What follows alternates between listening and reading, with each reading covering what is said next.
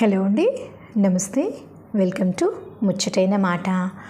మరి ఈరోజు మనం ముచ్చటగా ఒక చిన్న కథ చెప్పుకుందాం. ఓకే, ఆ కథ ఏంటి అంటే, ఒక ఇంట్లో భార్యాభర్తలు ఉన్నారు. అయితే ఆ భార్యాభర్తలకి ఒక చిన్న 4 నెలల బేబీ. అయితే ఆ బేబీ ఏంటంటే, ఒకరోజు 4 నెలల బేబీ అంటే వాళ్ళకి టాయిలెట్ వచ్చినా చెప్పటం రాదు, లేకపోతే ఏమైనా వాళ్ళకి ఒకటే ఏంటంటే ఏడుపు.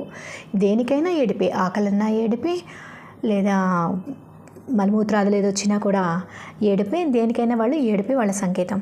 అయితే ఆ బాబు ఏంటంటే తనకి బెడ్ మీదే అంటే పడుకున్న చోటనే మలమూత్రాదులు చేసి వాడు ఏడుస్తున్నాడు.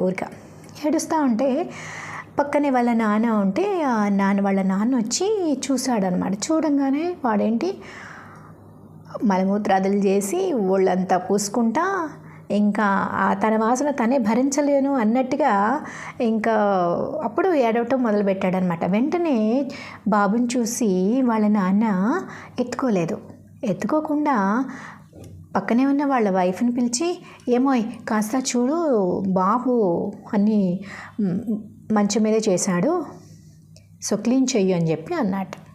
అని అంటే బాబు మలమూత్రాదులు చేసినా కూడా, బాబు అంటే ఇష్టమైనా కూడా ఆ తండ్రి ఎత్తుకోలేదు, తిరిగి వాళ్ళ అమ్మకే చెప్పాడు.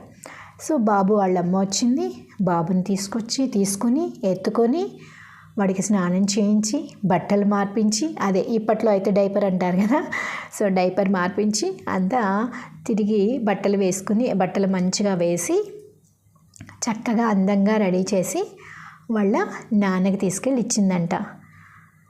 వాళ్ళ నాన్నకి తీసుకెళ్ళిస్తే అందంగా రెడీ అయ్యాడు కదా అబ్బాయి, నీట్గా ఉన్నాడు కదా. వెంటనే ఆ అబ్బాయిని ఎత్తుకొని చక్కగా ముద్దులాడుకున్నాడంట. ఆ అబ్బాయి కూడా చక్కగా కిలకిలా నవ్వాడంట నాన్న చేతిలోకి వెళ్ళగానే. అయితే ఇక్కడ మనకి ఒక డౌట్ రావచ్చు, అంత అబ్బాయి అంటే ఇష్టం, పిల్లలంటే ఇష్టమైన ఆ తండ్రి కూడా మూత్రాదులు చేస్తే అలా వదిలేశాడేంటి అని అనుకోవచ్చు.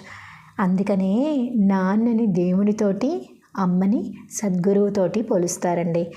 అంటే ఇక్కడ నాన్న దేవుడు ఏంటంటే మన ఎంత శుభ్రంగా ఉన్నామో పరిశుభ్రతని కోరుకుంటాడు. ఎవరైతే శుభ్రంగా ఉంటారో మానసికంగా, శారీరకంగా కూడా ఎవరైతే శుభ్రంగా ఉంటారో వాళ్ళని తన హక్కున చేర్చుకుంటాడు.